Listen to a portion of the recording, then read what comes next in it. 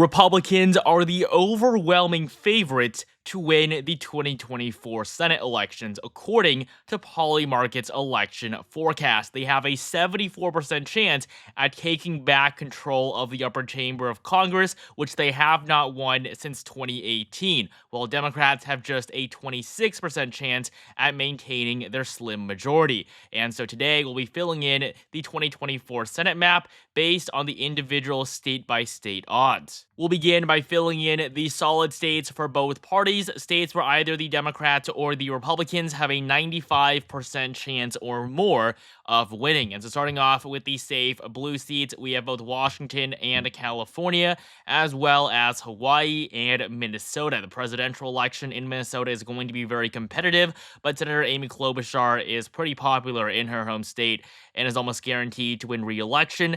In the Northeast, we have New York, Vermont, Maine, Massachusetts, Connecticut, Rhode Island, and Delaware, all expected to re-elect their incumbent Democratic senators. And so this will give the Democrats 39 seats. The Republicans, though, they already start off with 38, which gives them a huge advantage. They're simply not defending as many seats, and so they will not be spread out as thin across the country like the Democrats, who are forced now to defend a huge number of competitive seats in states all across the country. For the GOP, though, they're easily going to win in North Dakota, Wyoming, and Utah. The special election in Nebraska is going to be solid red. We also have Missouri, Tennessee, Mississippi, Indiana, as well as West Virginia. This is the first flip on the map in favor of the Republicans. It's a seat that Joe Manchin was reelected to back in 2018 by a 3-point margin, but this was a blue wave year. Joe Manchin is the incumbent Democrat who chose not to run for re-election in 2024 because he knew that he was going to lose this time around,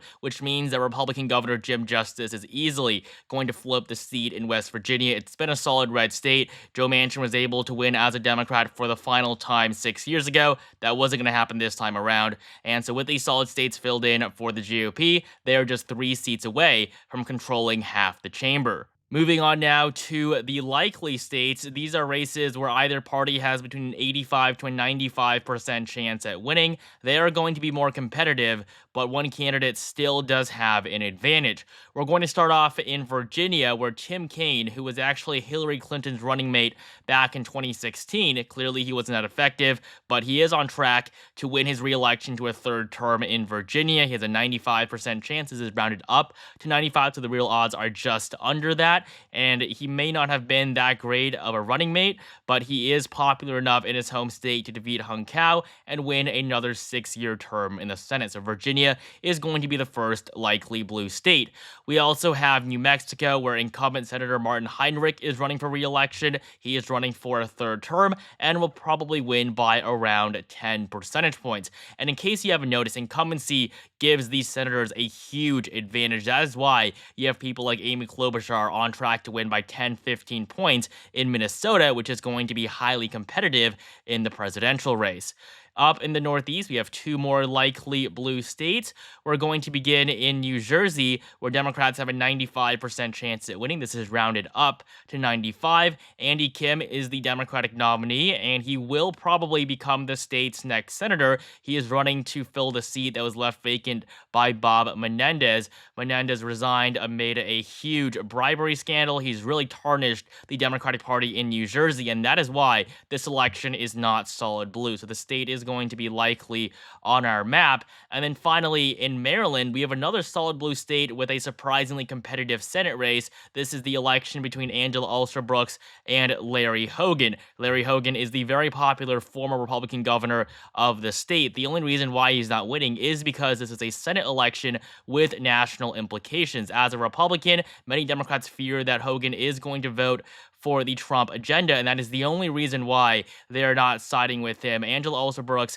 the only reason she's going to win is because of the partisan lean of her state. And so right now, she is the favorite just because of how liberal Maryland is, and that's why Democrats have a 91% chance at winning. So it's going to be the final likely blue state on our map. Next up, we have the likely red states. We're going to begin up in Nebraska, where Deb Fischer has an 89% chance at winning re-election. The only reason her odds are not above 95 is because she is running against an independent and not a Democrat. That's going to make this race slightly more competitive. Dan Osborne is relatively popular in the state, but as the incumbent, Deb Fischer is almost guaranteed to win another term in office.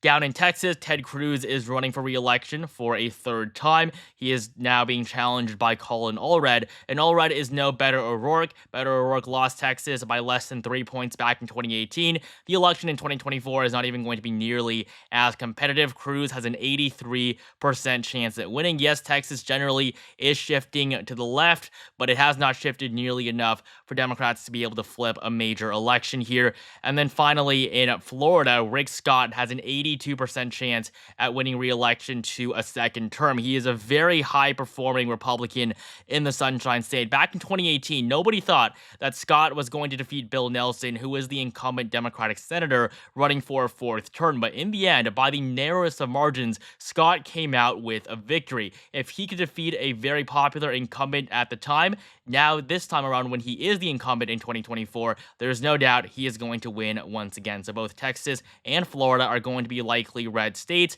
And so with these solid and likely states filled in for both candidates, Republicans are already at 50 seats. They've already flipped West Virginia. Democrats trail with just 43. Before we continue, 82% of you guys are not subscribed, so please take the time to subscribe right now for more content like this leading up to the election in November. And join my Discord server to chat with me personally. Link in the description below. We're now left with the 7 most competitive races in this cycle. All 7 of these seats are currently held by Democrats, and if they lose even a single one, Republicans will take back control of the upper chamber of Congress. It does not matter which one it is. So we're now going to fill in the lean states first. These are states where either party has between a 65 to an 85% chance at winning. So these races are going to be competitive, but we can still see one candidate or one party with a slight edge. So starting off with the 3 upper Midwestern states of Michigan, Wisconsin, and Pennsylvania, we're going to begin in the Pennsylvania race where Tammy Baldwin is running for re-election. And all 3 of these races are going to be made much more competitive because of the presidential election between Kamala Harris and Donald Trump, in which Wisconsin, Michigan, and Pennsylvania are among the closest states in the country. So starting off in Wisconsin, Democrats have an 81% chance at winning. Yes, they are the favorite, but an upset is not close to impossible. And looking at Tammy Baldwin's record, she is relatively popular in her state, but we have seen surprising competitive elections in the Midwest before. For example, in 2020, nobody thought Gary Peters was going to win by anything less than a 5-point margin. He eventually was reelected by just 1.7%. And so today, Baldwin is in a strong position, but with Trump on track to win Wisconsin in the presidential race, he could help Republicans there and unseat the incumbent Democrat. But for right now, Wisconsin is going to be lean blue.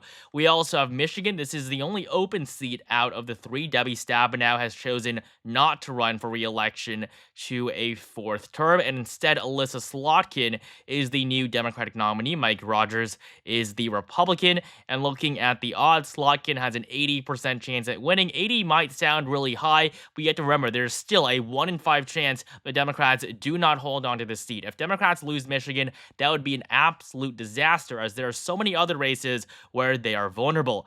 And then finally, we have the election in Pennsylvania. The Keystone State is the most important election in the presidential race, and that is why it's going to be a lot more competitive for Bob Casey than it was 6 years ago. In 2018, he was reelected by a double-digit margin. That isn't going to happen this time around. Looking at the odds, Casey has an 85% chance at winning, but in terms of the margin, it is no doubt going to be in the single digits, probably less than 5. So Pennsylvania Senate race is also going to be lean blue, but any 3 of these races could surprise us. They could flip red, especially considering that Trump is dominating in the presidential election against Kamala Harris in the upper Midwest. Moving down to the Sun Belt, we have 2 competitive races in Nevada and Arizona. Starting off in the Silver State, where Jackie Rosen has just under an 85% chance at winning. Her odds are 85 here because of a rounding error, but Rosen is a relatively popular incumbent. Against Sam Brown, she leads by around 8 points in the polling. I would say it's not too likely that Brown pulls this off. Jackie Rosen is doing well in her state, and especially considering the fact that Catherine Cortez Masto was able to win a re-election in 2022, I would say that Rosen is relatively safe. Basso was by far the most vulnerable Democrat on the map, and she was able to pull off a victory. So today, the Silver State is going to be lean blue, just like most of the upper Midwest. We also have the election in Arizona. This time, we do not have an incumbent. Kyrsten Sinema, the independent senator, chose not to run for re-election after realizing that she was far too unpopular and that there was no chance in hell that she was going to win. So now we have a race between Democrat Ruben Gallego and Republican Carrie Lake. Republicans could have chosen a better nominee. Arizona is still a right-leaning state. Carrie Lake lost the governor's election to Katie Hobbs, and just by that alone, I would say she's not the best performing candidate in Arizona Republican politics. They probably could have chosen someone else in that primary, but things are not all lost with Lake. She still is very well known. She could energize the base enough to propel her to victory, but right now she has a 17% chance at winning. Her polling, though, has improved over the last month. She trails now by around 3 to 4 points. If polling overestimates Democrats, she could come out with a tight victory, but as of this point in time, Arizona is also going to be lean blue. And now finally, we're left with two races, just in Montana and Ohio. The two Democrats here are by far the most vulnerable out of any Democrat running for re-election. We're going to begin up in Montana, where Jon Tester is on track to lose his seat to Tim Sheehy. He was able to barely hold on in 2018 when he won his third term. He defeated Matt Rosendale by 3.6%, but this was a blue wave year. These were under very favorable circumstances for the Democratic Party in general, and this time around, we have a Senate race in a presidential year where Donald Trump is going to defeat Kamala Harris in Montana by 15 to 20 points, which is why Jon Tester now is on track to lose. Tim Sheehy has a 78% chance at flipping this seat and become the newest senator from the state of Montana. So the state is going to be lean Republican on our map. And finally, in Ohio, we have Sherrod Brown, who is extremely vulnerable and probably going to lose his re-election this time around. In 2018, he barely survived, winning by 6.8%. But today, against Bernie Moreno, he is barely leading in the polls. He leads by around 2 to 3 points as of the most recent surveys that have been conducted. And considering that he's running the state that Trump is going to win by upwards of 8 to 10 points, he really doesn't have that much of a chance. Bernie Moreno was not the best choice by Republicans. They could have chosen someone better, but in the end, he will probably be enough for the GOP to flip this seat and turn both of Ohio's Senate seats red, with the other one, of course, being held by J.D. Vance. And so, according to Polymarket, Sherrod Brown has a 51% chance at winning re-election, Moreno at 48%, but Moreno's odds have been going up in the past few weeks. In fact, at one point in August, he had just a 39% chance at winning. We are going to see this market flip very soon. Republicans will be favored here as the polling is increasingly becoming more and more favorable for the GOP. So right now, Ohio is going to be tilt blue, but I would be surprised if it didn't become tilt red in just the next few days. And so thank you guys so much for watching this video. Republicans are on track to 51 seats. The Democrats is 49, according to Polymarket's 2024 Senate forecast. Make sure you like this video down below if you enjoyed it. Comment down below who you think will win the Senate, and subscribe right now for more content like this leading up to the election in November. And follow me on Twitter for daily political updates. Link in the description below.